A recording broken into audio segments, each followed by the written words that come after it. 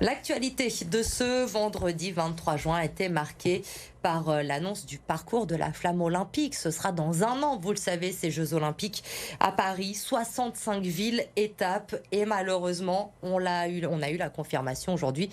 Pas de ville dans le département du Rhône. Hugo Frances, j'en suis toute chamboulée. Mais vous oui, le j'ai voyez. l'impression, c'est terrible. Racontez-nous Nous pourquoi tous. la flamme ne passe pas chez nous. Eh ben, on se demande quand même, parce que vous allez le voir à l'écran et je vais quand même vous Je citer. suis sûre que vous avez la réponse. J'ai fini par avoir la réponse, on essaie de faire notre travail, mais Marseille, donc Nice, Strasbourg, Bordeaux, Lille ou encore Rennes font partie des villes-étapes.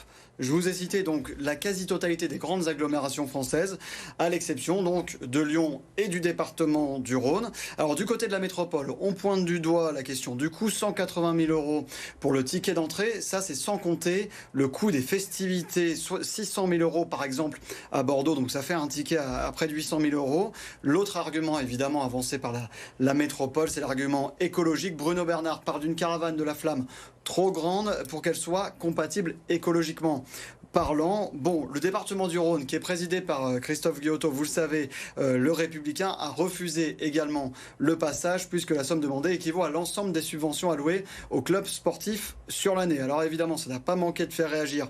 Comme toujours, la dernière en date, c'est celle du député Renaissance, cette bonne guerre Thomas Rudigos, qui déplore le refus de la métropole et souligne qu'après la patrouille de France, le Tour de France, c'est un nouvel événement populaire et historique que Lyon ne verra pas. Fin de la citation. Vous noterez que Thomas Rudigos parle évidemment uniquement des écologistes. Et pas Mais je note que pour une fois, les républicains et les écologistes ont eu la même réponse. C'est assez rare pour être souligné. On peut souligner ça C'est aussi. assez rare. Rassurez-nous si on est fan de la flamme olympique, parce que c'est vrai que les Jeux en France, ça se passe pas tous les 10 ans non plus. Ça, c'est le moins qu'on puisse dire. On va quand même pouvoir la voir sans faire des centaines de kilomètres. Oui, il ne faut pas faire des centaines de kilomètres, il faut quand même par contre traverser la frontière jusqu'à la Loire, ce que je déconseille à titre personnel, pour aller la voir à Saint-Étienne ou dans les autres villes ligériennes le 22 juin. C'est vrai que c'est une très belle région aussi, hein, la Loire. Oui, il y a des choses à voir. paraît-il, j'y ai mis deux Il se fois les passe pieds. rien quand vous passez la frontière. Rassurez-vous.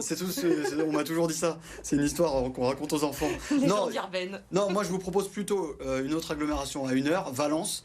La Drôme, qui est quand même aussi sympathique avec 7 autres villes.